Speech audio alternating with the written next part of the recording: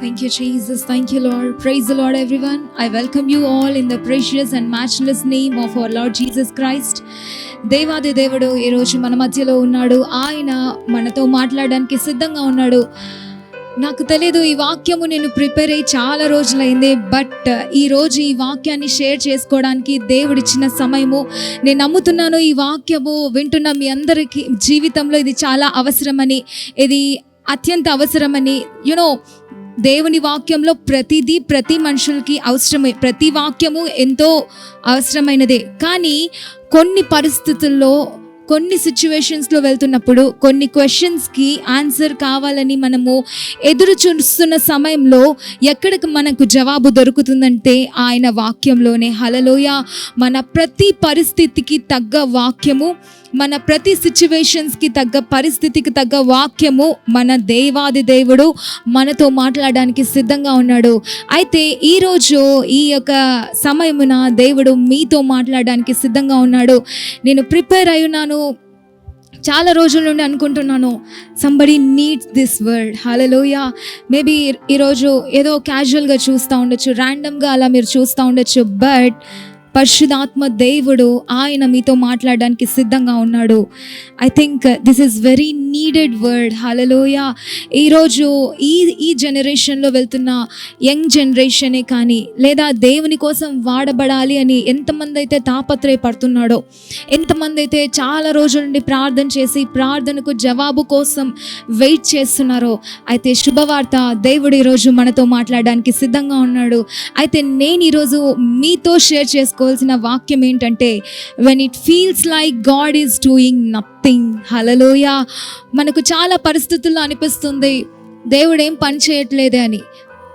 ఎలాంటి సమయాల్లో అనిపిస్తుందంటే, మనము కోరుకున్నది మనం పొందుకోనప్పుడు, మన ప్రార్థనలకు వెంటనే జవాబు రానప్పుడు, మనము కోరుకున్న స్థితిలోనికి మనం వెళ్ళనప్పుడు, ఆలస్యం జరుగుతున్నప్పుడు మనం అనుకుంటా ఉంటాం ఏమంటే, when it feels like God is doing nothing in my life. హల్లెలూయా. దేవుడు నా జీవితంలో అసలు నన్ను పట్టించుకోవట్లేదు, ఆయన నన్ను అసలు చూడట్లేదు, ఆయన నా గురించి కేర్ కూడా చేయట్లేదు. అందరూ కేర్ చేస్తారేమో నేను వెయిట్ చేస్తున్నాను, కానీ ఎవరు కేర్ చేయలేదు. But finally I came to God. దేవుని దగ్గరికి నేను వచ్చాను. బట్ నేను ప్రార్థిస్తున్నాను, దివారాత్రములు ఉపవాసం ఉంటున్నాను, రెగ్యులర్గా చర్చ్కి వెళ్తున్నాను, అన్నీ చేస్తున్నాను, నమ్మకంగా ఉంటున్నాను, యథార్థంగా దేవుని సన్నిధిలో నేను ఉంటున్నాను. But it seems like God is doing nothing. Hallelujah. అయినప్పటికీ అనిపిస్తున్నట్టు ఏంటంటే, దేవుడు ఏమీ నా జీవితంలో చేయట్లేదని పరిస్థితులు మనతో మాట్లాడుతుంటాయి. హల్లెలూయా. మన జీవితంలో స్థితిగతులు మనతో మాట్లాడుతూ ఉంటాయి, దేవుడు ఏం పట్టించుకోవట్లేదు, దేవుడు ఏం చేయట్లేదని. అయితే ఈరోజు నేను మీకు ఒక స్టోరీ చెప్పి నేను ఎంకరేజ్ చేయాలని ఆశపడుతున్నాను. ఈ ప్రపంచంలో, అంటే ఈ ఇండియా కాదు కానీ ఈ యొక్క వరల్డ్లో ఒక పాస్టర్, ఆమె లేడీ పాస్టర్, ఆమె చాలా గొప్పగా వాడబడుతుంది ఈ సమయంలో. నేను ఆమె బుక్ చదువుతున్నప్పుడు ఆమె యొక్క ఎక్స్పీరియన్స్, ఈ యొక్క నేను ఎప్పుడైతే ఇలా అనుకుంటున్నానో, చాలామంది, అంటే నేను ఫేస్ చేశాను. ఫస్ట్ ఏదైనా వాక్యం చెప్తున్నామంటే మా జీవితాలలో, అంటే చెప్పే వాళ్ళ జీవితాలలో అది అప్లై చేసుకొని ఆ త్రూ వెళ్ళినప్పుడు మాత్రమే కదా ఇతరుల జీవితాల్లో కూడా అది మనము అర్థం చేసుకోగలము, వాళ్ళు ఏ స్థితిలో వెళ్తున్నారని. When I was reading that book, నేను ఎప్పుడైతే ఆ పాస్టర్ రాసిన ఆ బుక్ నేను చదువుతున్నానో, our God is a sovereignty God అనే బుక్ని నేను చదువుతున్నప్పుడు, ఆమె తన పర్సనల్ లైఫ్ని షేర్ చేసుకుంది. ఆ యొక్క స్టోరీలో, ఆ యొక్క బుక్లో తను చెప్తున్నప్పుడు కరెక్ట్గా నేను ప్రిపేర్ అవుతున్న వాక్యానికి అది సెట్ అయింది. When it feels like God is doing nothing. But ఆమె జీవితంలో ఏం జరిగిందంటే, she is a pastor, she is a very anointed pastor. ఈ సమయంలో కూడా ఆమె బహు గొప్పగా వాడబడుతుంది. అయితే ఆమె ఏం చెప్తుందంటే, ఆ యొక్క తన జీవితంలో, తన లైఫ్లో జరిగింది. ఆమెకు 3 కుమారులు ఉన్నారు. దేవుడు ఆమెకి 3 కుమారులను ఇచ్చారు. ఆమె చెప్తుంది, నాకు మంచి దేహదారులు, అంటే మంచి హ్యాండ్సమ్ బాయ్స్ ఉన్నారు, దేవుడు నాకు మంచి కుమారులను ఇచ్చారు. అయితే నా 3 కుమారులు చాలా తక్కువ ఏజ్ ఉన్నా, but God gave a beautiful and handsome boys as a child అని చెప్పి ఆమె అంటుంది. ఒకరోజు తన కుమారుడు కలిసి ఏరోప్లేన్లో వెళ్తున్నారు. ఒక చిన్న కుమారుడు ఆ పాస్టర్ కలిసి ఏరోప్లేన్లో వెళ్తున్నప్పుడు ఆ అబ్బాయి సడన్గా ఆ ఏరోప్లేన్లో నుండి విండోలో నుండి బయటికి చూశాడంట. చూసి ఆ అబ్బాయి చాలా ఇన్నోసెంట్ ఫేస్ పెట్టి తన మదర్ వైపు చూసి, మమ్మ ఈ ఏరోప్లేన్కి వింగ్స్ ఎలా అటాచ్ అయ్యాయి అని అడిగాడంట. అడిగితే వాళ్ళ మదర్, ఆ పాస్టర్ ఉంది, ఆమె చాలాసేపు ఆలోచించిందంట. ఏం చెప్పాలి వీడికి, ఎలా అవి కనెక్ట్ అయ్యాయి అంటే ఏం చెప్పాలి అని ఆలోచించి ఆమె కూడా కిటికీ వైపు చూసి ఆమె కూడా అనుకోయిందంట, అవును ఎలా కనెక్ట్ అయ్యాయి ఇవి అని. తను ఒక క్వశ్చన్ మార్క్ ఫేస్ తన కొడుకు ముందర పెట్టి ఆమె అనిందంట, మీ అంకుల్ కూడా ఏరోప్లేన్ డిజైన్ చేసే దాంట్లో వర్క్ చేస్తాడు, you know it is better to ask your uncle, అంటే మీ బాబాయ్ని అడగడం నీకు చాలా మంచిది, ఆయన ఎక్స్ప్లెయిన్ చేస్తాడు ఎలా ఏరోప్లేన్కి వింగ్స్ అటాచ్ అయి ఉన్నాయో అని చెప్పి తను చెప్పినప్పుడు ఓకే అని అగ్రీ చేశాడు. అగ్రీ చేసిన తర్వాత కాసేపు అయిన తర్వాత వాళ్ళ మదర్, ఆ పాస్టర్ అంటోంది, యునో మీ బాబాయ్ లాగా నువ్వు కూడా ఏరోప్లేన్ని డిజైన్ చేసేవాడిలాగా అవ్వచ్చు, నువ్వు ఒక సింగర్ అవ్వచ్చు, నువ్వు ఒక మ్యూజిషియన్ అవ్వచ్చు, నువ్వు ఒక సైంటిస్ట్ అవ్వచ్చు, నువ్వు ఒక డాక్టర్ అవ్వచ్చు, నువ్వు ఒక ఇంజనీర్ అవ్వచ్చు, నువ్వు ఈ భూమి మీద ఏదైనా చదవచ్చు, ఎలా అయినా అవ్వచ్చు, అన్ని ఫెసిలిటీస్ నీకున్నాయి, నువ్వు జీవితంలో ఏం కావాలనుకుంటే అది నువ్వు అవ్వచ్చు అని వాళ్ళ తల్లి ఎంకరేజ్ చేస్తుంది తన కుమారుడిని. ఆ సమయంలో ఆ అబ్బాయి అంటున్నాడంట, కాసేపు ఆలోచించిన తర్వాత, మమ్మీ నేను ఎవరిలాగా కావాలనుకోవట్లేదు, ఈవెన్ మన అంకుల్ ఉన్నాడే ఆయనలా కూడా నేను అవ్వాలనుకోవట్లేదు, కానీ నాకు నీలాగా అవ్వాలనుంది మమ్మీ అన్నాడంట. హల్లెలూయా. ఆ సమయంలో ఆ పాస్టర్, ఆమె తల్లి, ఆ అబ్బాయికి తల్లి, but at same time she is a pastor, anointed pastor. ఆ అబ్బాయి అన్నాడంట, ఈ లోకంలో ఉండే జాబ్స్ ఏవి వద్దు మమ్మీ, నాకు ఏది నేను అవ్వాలనుకోవట్లేదు, జస్ట్ నీలాగా నేను ఉంటే చాలు అన్నాడంట. నీలాగా అవుతానంటాడంట. ఇప్పుడు ఏమనిపిస్తుంది అందరికీ, ఆ అబ్బాయి కూడా ఒక పాస్టర్ అవ్వాలనిపిస్తుంది, అంటే తన తల్లి పాస్టర్ కాబట్టి ఆ అబ్బాయి కూడా పాస్టర్ అవ్వాలి అనుకుంటున్నాడు అని అనిపిస్తుంది. ఇక్కడ ఏం జరిగిందంటే ఆ అబ్బాయి అన్నాడంట, ఆ పాస్టర్ చాలాసేపు సంతోషపడి ఆగిపోయిందంట. అబ్బా ఇంతకంటే ఏం కావాలి, ఇంకా నా కుమారుడు నా అలాగా పాస్టర్ కావాలనుకుంటున్నాడు అనుకుంటున్నప్పుడు ఆ అబ్బాయి అన్నాడంట, మమ్మీ నేను ఇలాగా అంటే నువ్వు రోజు సిస్టమ్ ముందర కూర్చొని ఊరికి ఏదో ఒక టైప్ చేస్తుంటావే, ఖాళీగా ఉంటావు కదా, from morning to night everyday ఖాళీగా కూర్చొని ఏదో వర్క్ చేస్తుంటావు కదా సిస్టమ్ ముందర కూర్చొని, అలా నేను ఖాళీగా కూర్చోవాలనుకుంటున్నాను లైఫ్ అంతా అన్నప్పుడు ఆమెకి షాక్ అయిపోయిందంట సడన్గా. అంటే ఆమె సడన్గా షాక్ అయిపోయి కాసేపు తర్వాత అడిగిందంట, నేను ఖాళీగా ఉంటున్నాను ఆ డే అంతా, మరి నువ్వు బ్రేక్ఫాస్ట్కి నీకు బ్రేక్ఫాస్ట్ ఎవరు ప్రిపేర్ చేస్తున్నారు, లంచ్ ఎవరు ప్రిపేర్ చేస్తున్నారు, నీ బట్టలు ఎవరు వాష్ చేస్తున్నారు, నీకు కావాల్సినవన్నీ టైంకి ఎవరు ప్రొవైడ్ చేస్తున్నారు అంటే, మా every mother is doing like that మా, ఇట్స్ అ మదర్ జాబ్ అన్నాడంట. ప్రతి మమ్మీ రెగ్యులర్గా చేసే డ్యూటీనే మమ్మీ, నువ్వు సపరేట్గా ఏం చేయట్లేదు, బట్ నువ్వు సిస్టమ్ ముందర కూర్చుంటావే సైలెంట్గా ఏదో ఒకటి చేసుకుంటా, అలా నేను కావాలా అన్నాడంట. యునో కొన్ని రోజుల తర్వాత ఆమె ఆ మాటలు విని ఆమెకు ఆ టైంలో ఓకే నేను సైలెంట్గా ఉన్నాను అనిపిస్తూ ఉంది, నేను అక్కడ ఏం చేయట్లేదని అనిపిస్తూ ఉంది నా కుమారుడికి, అందుకే వాడు కూడా నా అలాగా సైలెంట్గా అంటే ఏ పని లేకుండా ఫ్రీగా బతకాలని వాడు ఆశపడుతున్నాడని.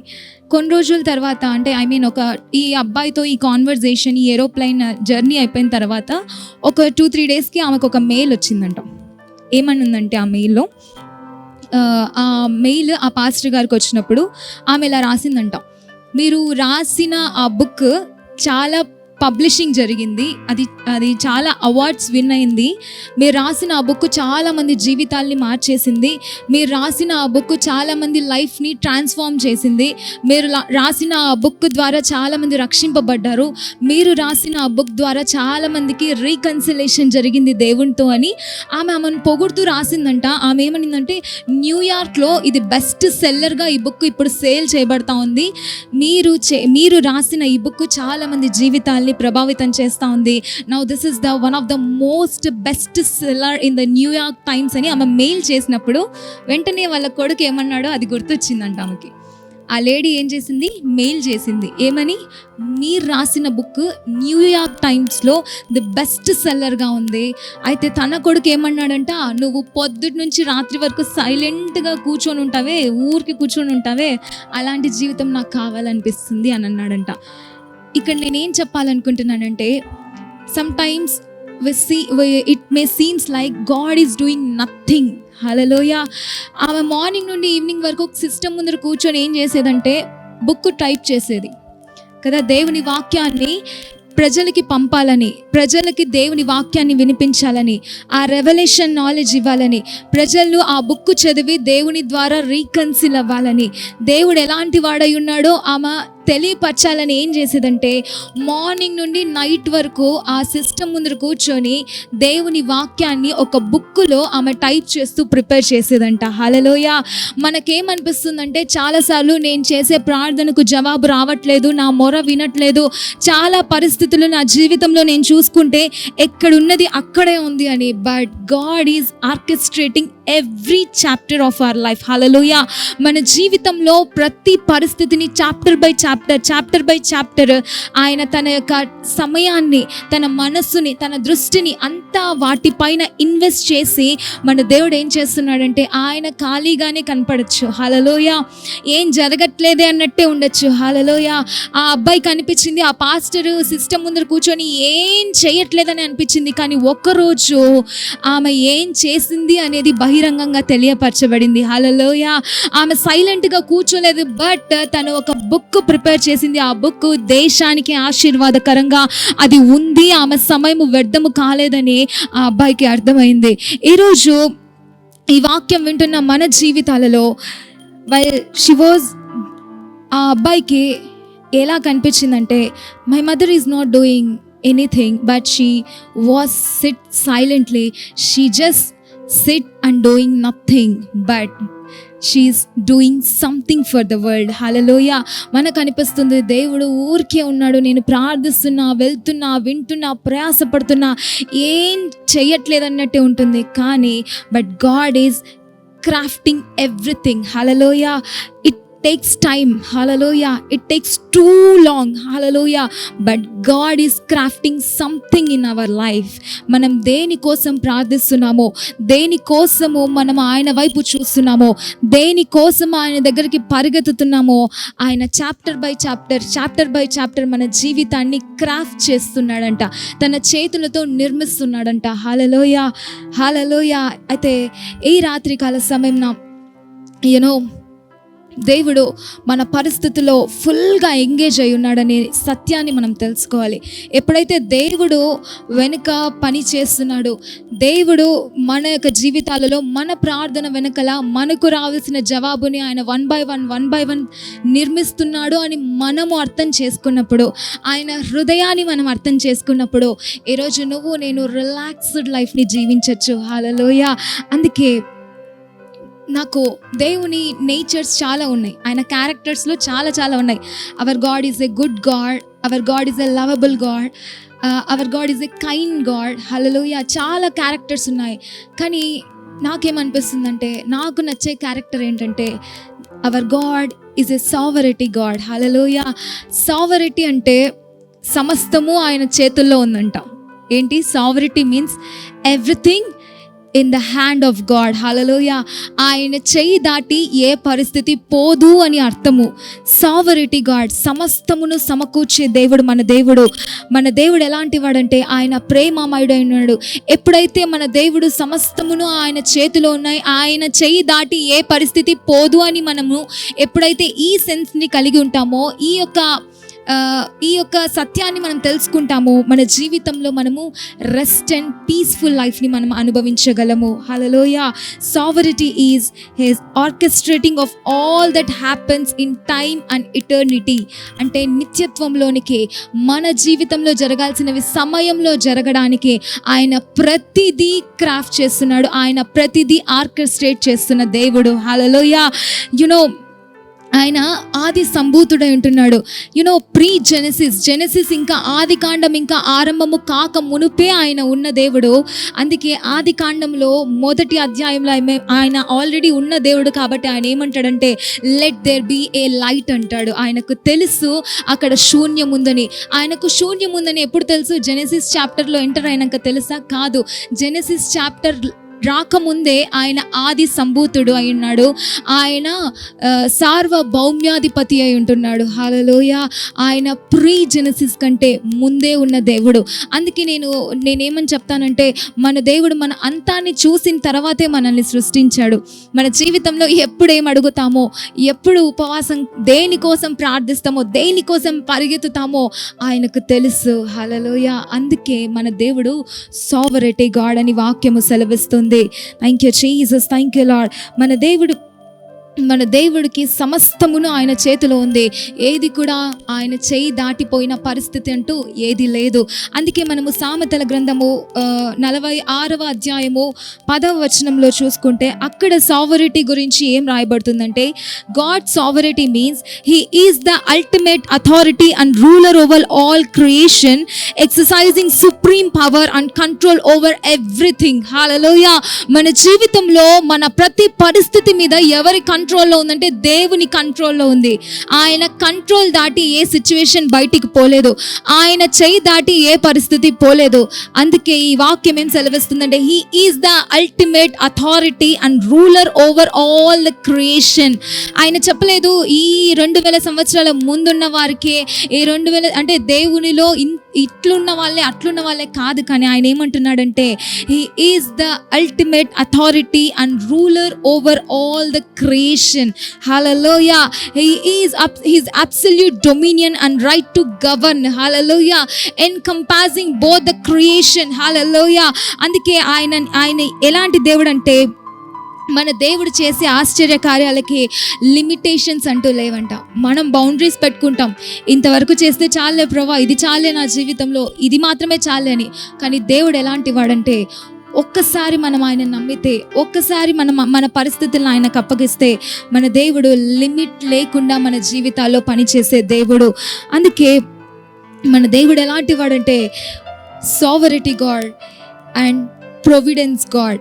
You know providence ante he is overarching control of the thrones of the universe, but within that big umbrella of his sovereignty there is providence is the working of the details of your life and mine. Providence అంటే మన జీవితంలో చాలా డీటెయిల్డ్గా పనిచేస్తున్న దేవుడు. నా జీవితంలో మన దేవుడు ప్రావిడెన్స్గా ఆయన పనిచేస్తున్నాడు. మన జీవితంలో చాలా డీటెయిల్డ్గా ఆయన వెళ్తున్న దేవుడు ప్రియులారా. అందుకే ఆయన ప్రతి క్షణము మన యొక్క అడుగుల్ని ఆర్డైన్ చేస్తున్న దేవుడు, మన అడుగుల్ని స్థిరపరుస్తున్న దేవుడు. వాక్యము సెలవిస్తుంది జెర్మయా 29:11లో, I know the plans for your life, I have got plans that are designed to give you a hope and a future providence. ఆయన ఏమంటున్నాడంటే జెర్మయా 29:11 వాక్యంలో, నేను నీ గురించి ప్లాన్స్ కలిగి ఉన్నా.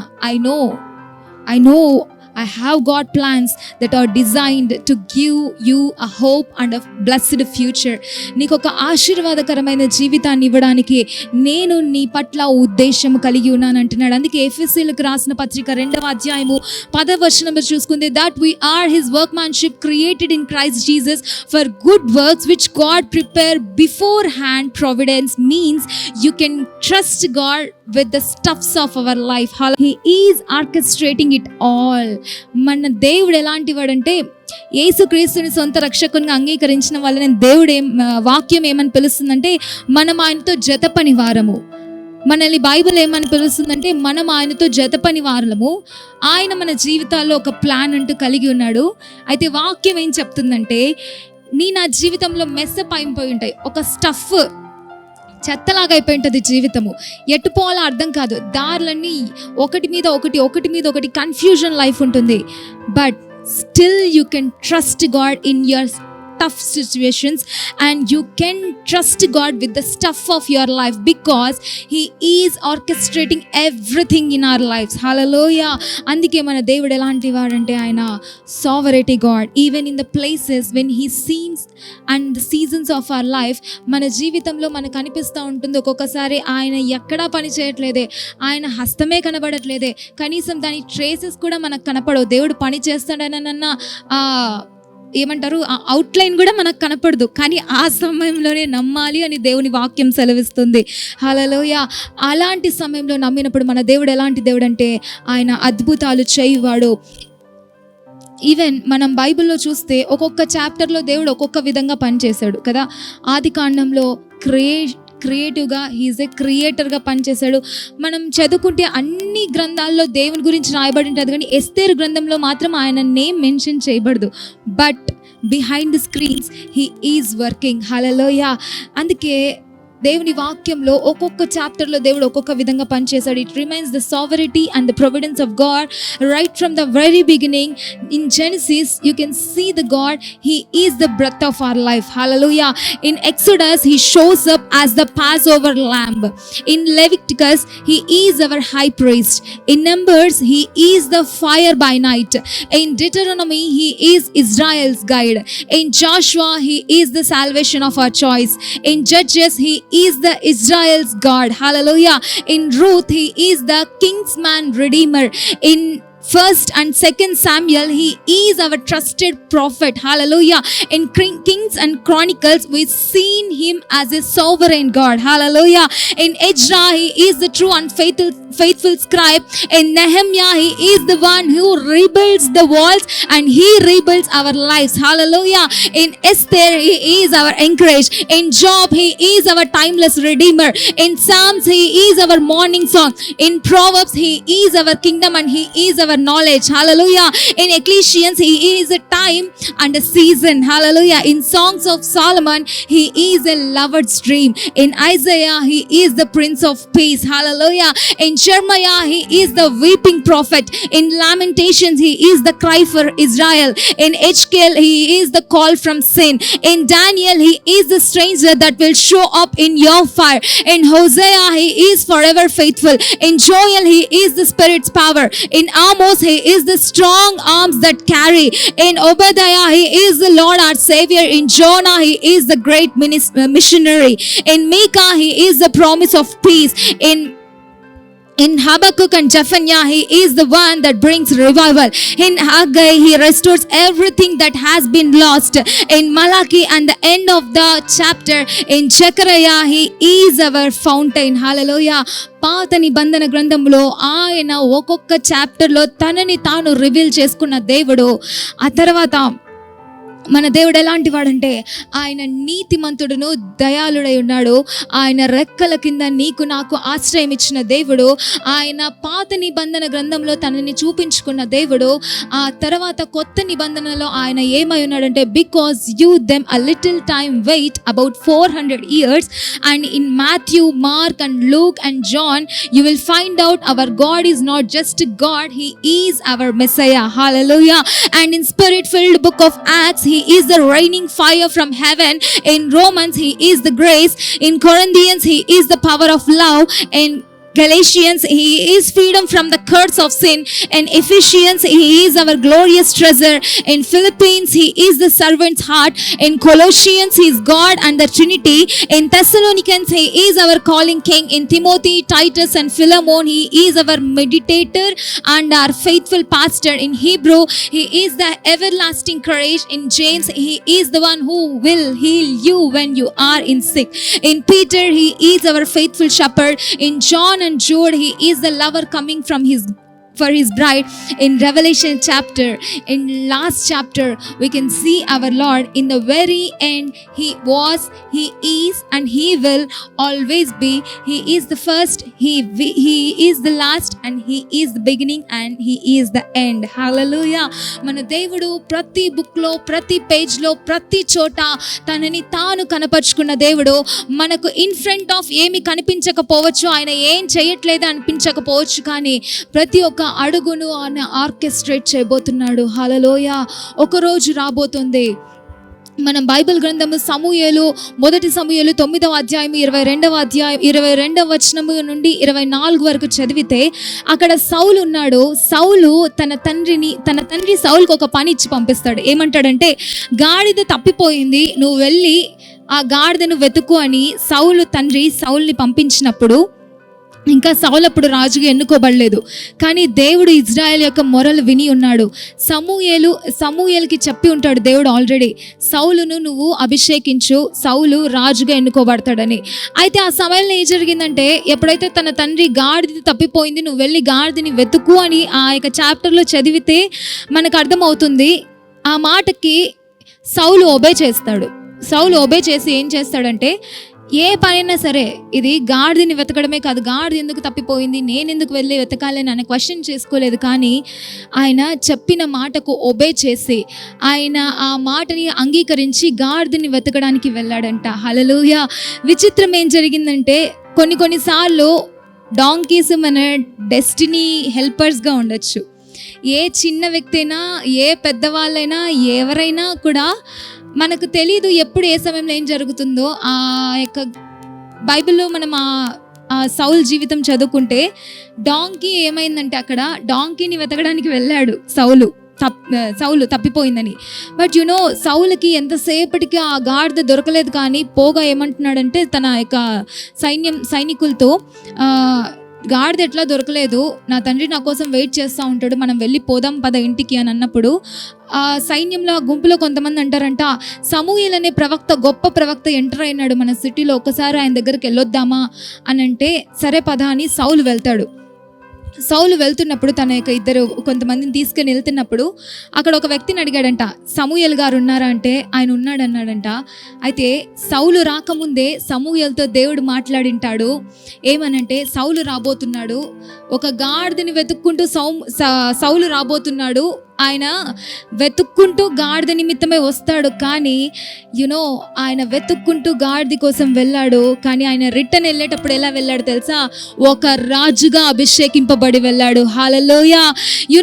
మనకు అర్థం కాదు ఎట్లా వెళ్తున్నాము. డైలీ రెగ్యులర్ వర్క్సే కదా, రెగ్యులర్ కమిట్మెంటే కదా, హౌస్ వైఫే కదా, ఈ జాబే చేస్తున్నాను కదా, ఇంకా నాకు దీంట్లో ఎదుగుదల లేదు, ఏదో నేను చేయాలి, ఏం జరగట్లేదే, ఎందుకు నేను ఇది రెగ్యులర్గా చేస్తూనే వెళ్ళాలి, రెగ్యులర్ జాబ్స్ చేస్తూనే ఉండాలి, ఇంకేం కొత్తది లేదు నా జీవితంలో, ఇంకెక్కడ ఎదుగుదల లేదు, ఇంకెక్కడ జవాబు లేదు, నేను ఏమేం కోరుకుంటున్నాను అదేం జరగట్లేదు, లైఫ్ అంతా నార్మల్గా ఉంది అనుకుంటున్నారు. సౌలు కూడా నార్మల్గా రెగ్యులర్గా జరిగేదే తన తండ్రి చెప్పిన దానికి నమ్మి ఒబే చేసి వెళ్ళినప్పుడు ఆయనకు తెలీదు ఆ రోజు ఆయన రాజుగా అభిషేకింపబడతాడని. హల్లెలూయా. రిబ్కా కూడా మనం చూసుకుంటే, రిబ్కా కూడా ఏం చేస్తుందంటే, రోజు వెళ్తుందామా నీళ్లు తాగడానికి, ఇంటి కోసము నీళ్లు తాగడానికి రోజు వెళ్తున్నప్పుడు, ఆమె రోజు పనే కదా ఎందుకు వెళ్ళాలి అని అలసిపోలేదు. కానీ తన డైలీ వర్క్స్లో తను చేయాల్సింది చేస్తూనే ఉంది.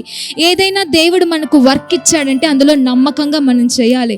ఆమె కూడా తన యొక్క హౌస్ హోల్డ్ కోసం, తన కుటుంబం కోసం నీళ్లు తీసుకురావడానికి బావికి రెగ్యులర్గా వెళ్ళినట్టే వెళ్ళింది. కానీ తనకు తెలీదు ఆ రోజు తన డెస్టినీ ఏంటంటే, తన ఊహించడు తన రెగ్యులర్ వర్క్స్లో వెళ్ళిపోతా ఉంది. కానీ ఆ రోజు తన స్పౌస్ని మీట్ అయ్యే రోజు అని రెబ్కాకి ఏమాత్రము తెలీదు. కానీ దేవుడు అది ప్రీ ప్లాన్డ్గా చేసి ఉన్నాడు. హల్లెలూయా. నువ్వు రెగ్యులర్గా డ్యూటీకి వెళ్ళొచ్చు, రెగ్యులర్గా నీ యొక్క కాలేజ్కి వెళ్ళొచ్చు, నువ్వు స్టూడెంట్ అయితే రెగ్యులర్గా స్కూల్కి వెళ్ళొచ్చు, నువ్వు దేవుని సేవ చేస్తున్నావా, చిన్న పనులైన దేవుని సేవలో వెళ్తున్నావా, అబ్బా రోజు చేసే పనే కదా, రోజు వెళ్ళే సండే కదా, రోజు దేవుని ప్రార్థిస్తున్నాను కదా, రోజు చదివే బైబిల్ కదా, ఇది రెగ్యులర్ వర్కే కదా అనుకోవచ్చు. కానీ ఆ రెగ్యులర్ డేస్లో ఏదైతే నువ్వు చేస్తున్నావో నమ్మకంగా చేసినప్పుడు దేవుడు నీ జీవితంలో ఏదైతే ఒక్కొక్కటి ఆర్కెస్ట్రేట్ చేసి క్రాఫ్టింగ్ చేసి పెట్టాడో అది ఒక రోజు రివీల్ కాబోతుంది. రెబ్కాకు తెలీదు ఆ రోజు తన స్పౌస్ని మీట్ అవ్వబోతుందని. సౌలుకు తెలీదు తను మాట ఒబే చేసి వెళ్తున్నప్పుడు తను ఒక రాజుగా అభిషేకింపబడి తిరిగి వస్తున్నాడని. నీకు తెలీదు దేవుడు సైలెంట్గా కనిపిస్తున్నాడు, కానీ ప్రతి పరిస్థితుల్లో ఆయన డీటెయిల్డ్గా వర్క్ చేస్తున్నాడు. హల్లెలూయా. అందుకే మనం మోషేని చూసుకుంటే, మోషే తల్లి ఏం చేసింది, నీళ్ళలో వదిలేసింది కదా, కుమారుడిని నీళ్ళలో వదిలేసింది.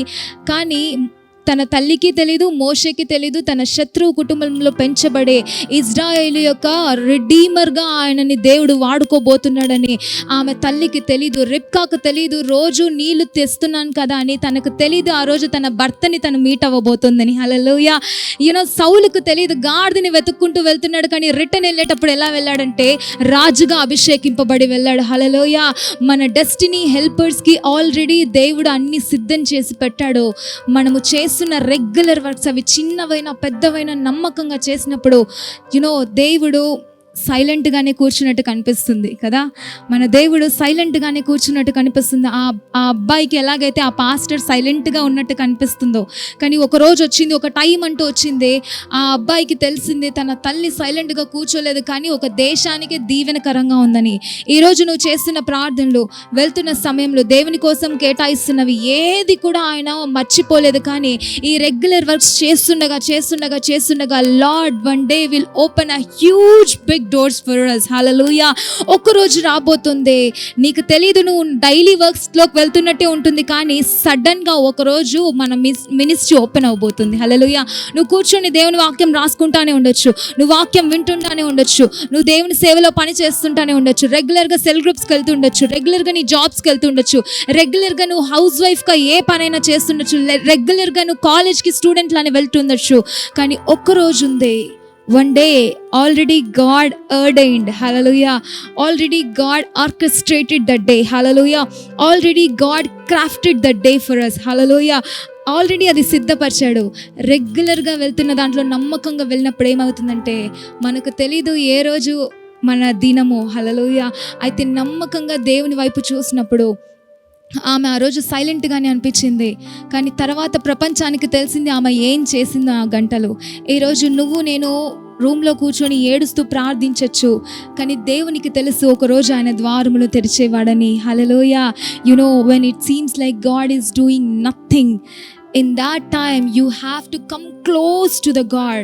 In that time only you have to ఆ సమయంలో, అలాంటి సమయంలోనే నమ్మకంగా దేవునితో ఉన్నప్పుడు ఒకరోజు ప్రపంచానికి ఆయన మనల్ని చూపించే దేవుడు. ఆమెన్. దేవుడు ఎవరెవరైతే ఈ వాక్యాన్ని వింటున్నారో మన జీవితాల్లో ఈ వాక్యము ఫలించును గాక. ఆమెన్.